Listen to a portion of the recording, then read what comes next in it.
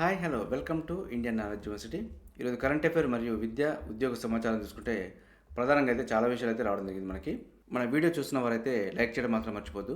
మీరు చేసే లైక్ వల్ల మరికొంతమందికి అయితే ఈ వీడియో చేరే ప్రయత్నం జరుగుతుంది. వివరాల్లోకి వెళ్తే యూపీఎస్సీల టీఎస్పీఎస్సీ నియామకాల కమిషన్ను తీర్చిదిద్దేందుకు సహకరించండి, యూపీఎస్సీ చైర్మన్కు ముఖ్యమంత్రి రేవంత్ విజ్ఞప్తి అంటూ మనకు ప్రధానంగా అయితే రావడం జరిగింది. సో ఢిల్లీలో గంటన్నర పాటు భేటీ, నియామకాలు పరీక్ష నిర్వహణ పారదర్శకతపై చర్చ, రాజకీయ జోక్యం లేకుండా టీఎస్పీఎస్సీ పాలక మండలి నియమిస్తామని వెల్లడి, రాష్ట్ర సర్కార్కు సహకరిస్తామన్న యూపీఎస్సీ చైర్మన్ అంటూ మనకు ప్రధానంగా అయితే రావడం జరిగింది. ఇందులో మనకు టీఎస్పీఎస్సీ చైర్మన్ మరియు సభ్యులకు ప్రత్యేక శిక్షణ ఇస్తామంటూ హామీ ఇవ్వడం జరిగిందని మనకు పేర్కొనడం జరిగింది. సో ఇందులో ప్రధానంగా మనం చూసుకుంటే యూనియన్ పబ్లిక్ సర్వీస్ కమిషన్ తరహాలో తెలంగాణ స్టేట్ పబ్లిక్ సర్వీస్ కమిషన్ను తీర్చిదిద్దాలని రాష్ట్ర ప్రభుత్వం భావిస్తుంది. ఇందుకోసం సహకరించాలని యూపీఎస్సీ చైర్మన్ మనోజ్ సోనీని ముఖ్యమంత్రి కోరడం జరిగింది. సో టీఎస్పీఎస్సీ నోటిఫికేషన్ మొదలు పోస్టుల భర్తీ వరకు యూపీఎస్సీ తరహాలోనే జరిగేలా తగిన మార్గనిర్దేశం చేయాలని విజ్ఞప్తి చేయడం జరిగింది. అదేవిధంగా మరో పాయింట్ తీసుకుంటే కట్టుదిట్టంగా టీఎస్పీఎస్సీ ఇతర రాష్ట్రాల్లో అధ్యయన ప్రక్రియ వేగవంతం, కమిషన్కు పూర్వ వైభవం తీసుకొచ్చే దిశగా యత్నాలంటూ మనకు రావడం జరిగింది.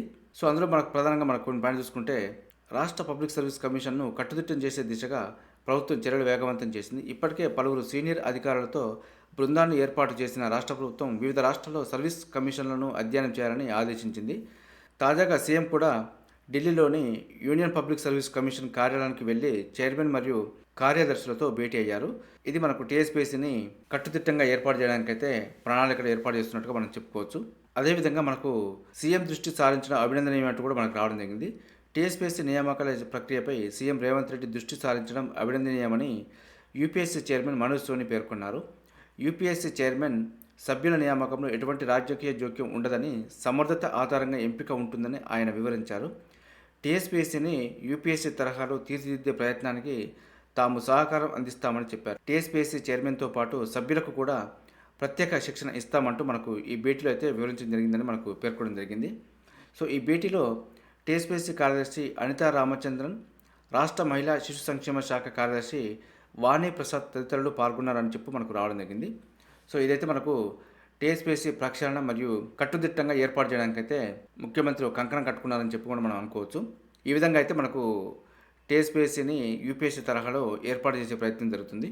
అదేవిధంగా మరొక పాయింట్ చూసుకుంటే ఉత్తమ పోలీస్ స్టేషన్గా రాజేంద్ర నగర్ పిఎస్కు అవార్డు అంటూ రావడం జరిగింది. మనకి కేంద్ర హోంమంత్రి అమిత్ షా చేతుల మీదుగా అవార్డు అందుకున్న ఎస్హెచ్ఓ నాగేంద్రబాబు అభినందించిన సీఎం మరియు డీజీపీ రవిగుప్తా అంటూ రావడం జరిగింది. మనకి దేశంలోనే ఉత్తమ పోలీస్ స్టేషన్గా 2023కు గాను ఎంపికైన Rajendra Nagar police station Cyberabad police కమిషనరేట్కు కేంద్ర ప్రభుత్వం అవార్డు అందించింది.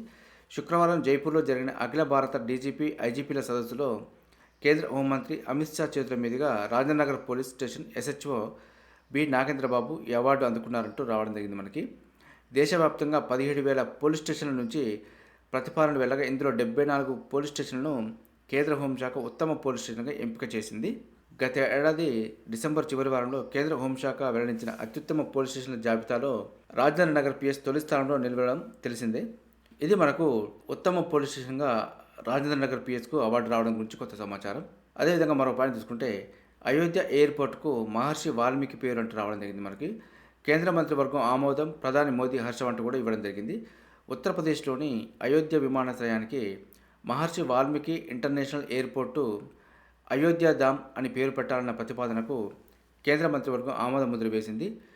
దీన్ని అంతర్జాతీయ విమానాశ్రయంగా ప్రకటించాలని కూడా నిర్ణయించింది.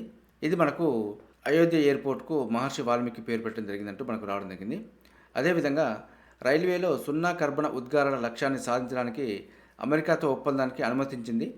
అదేవిధంగా మారిషస్ భాగస్వామ్యంతో ఉమ్మడిగా బుల్లి ఉపగ్రహ అభివృద్ధికి అవగాహన ఒప్పందాన్ని కూడా అంగీకరించిందంటూ మనకు రావడం జరిగింది. ఇందులో ప్రధానంగా మరో పాయింట్ చూసుకుంటే పృథ్వీ విజ్ఞాన్కు ఆమోదం అంటూ కూడా రావడం జరిగింది.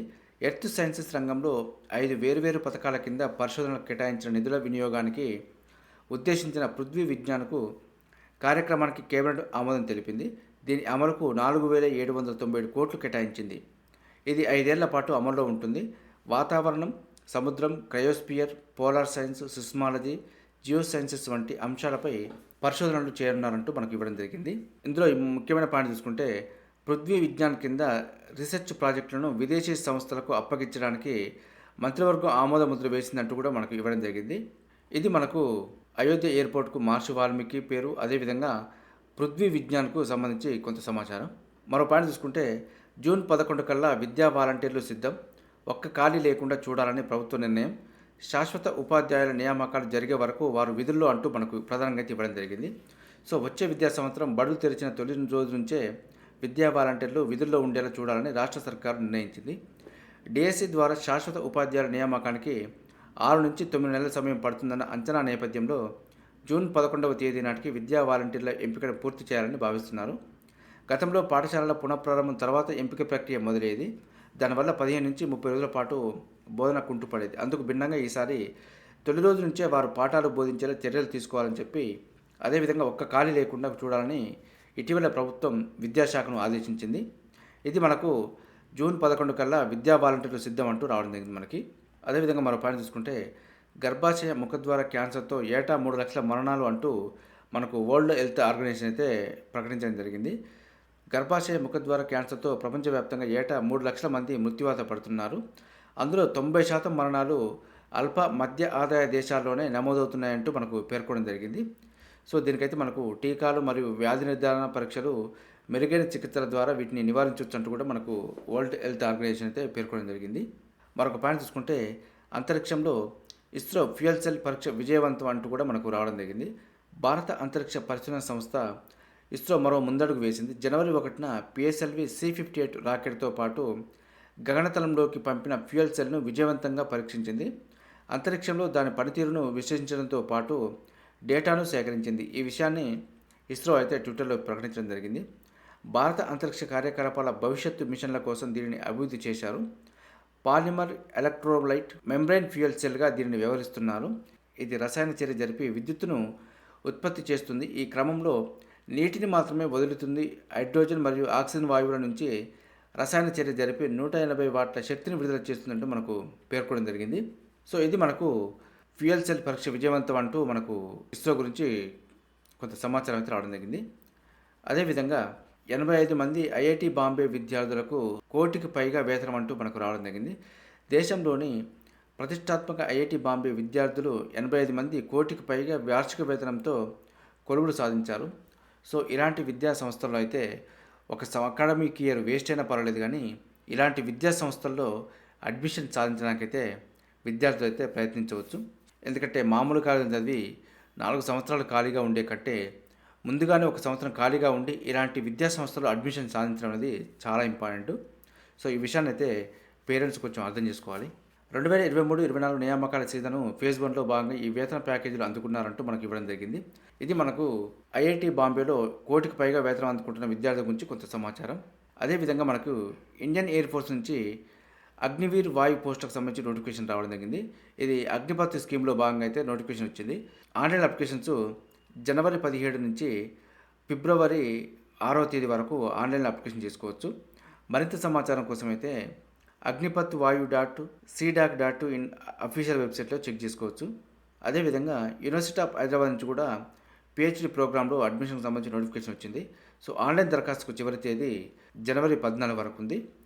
పూర్తి సమాచారం కోసం అయితే యూనివర్సిటీ ఆఫ్ హైదరాబాద్ అఫీషియల్ వెబ్సైట్లో కూడా చెక్ చేసుకోవచ్చు. అదేవిధంగా మరికొన్ని కరెంట్ అఫైర్ పాయింట్ చూసుకుంటే జేవియర్ మిలే ఇటీవల ఏ దేశ అధ్యక్షుడిగా ఎన్నికయ్యారంటూ చెప్పి రావడం జరిగింది మనకి. ఇదైతే అర్జెంటీనా. గిరిజనుల సంక్షేమం కోసం ఎంత మొత్తం వ్యయంతో అమలు చేసే పీఎం జనజాతి ఆదివాసీ న్యాయ మహా అభియాన్ కార్యక్రమాన్ని ప్రధాని మోదీ 2023 నవంబర్ 15న ప్రారంభించారు. ఇదైతే మనకు 24,000 కోట్లు. అదేవిధంగా ప్రపంచంలోనే అత్యంత వేగవంతమైన ఇంటర్నెట్ నెట్వర్క్ను ఇటీవల ఏ దేశంలో ఆవిష్కరించారంటూ మనకు ఇవ్వడం జరిగింది.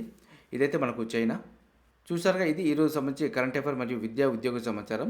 ఈ విధంగా ప్రతిరోజు మార్నింగ్ అయితే మన ఛానల్లో అందుబాటులో ఉంటుంది. వీటితో పాటు అడ్మిషన్ నోటిఫికేషన్స్ మరియు రిక్రూట్మెంట్ నోటిఫికేషన్ సంబంధించి కూడా అప్డేట్ సమాచారం మన ఛానల్లో అందుబాటులో ఉంటుంది. మన ఛానల్ చూస్తున్న వారు సబ్స్క్రైబ్ చేసుకుని ఫాలో అవుతూ ఉండండి. ఈ వీడియో నచ్చితే లైక్ చేయండి, షేర్ చేయండి, సబ్స్క్రైబ్ చేసుకోవడం మాత్రం మర్చిపోద్దు. Have a nice day.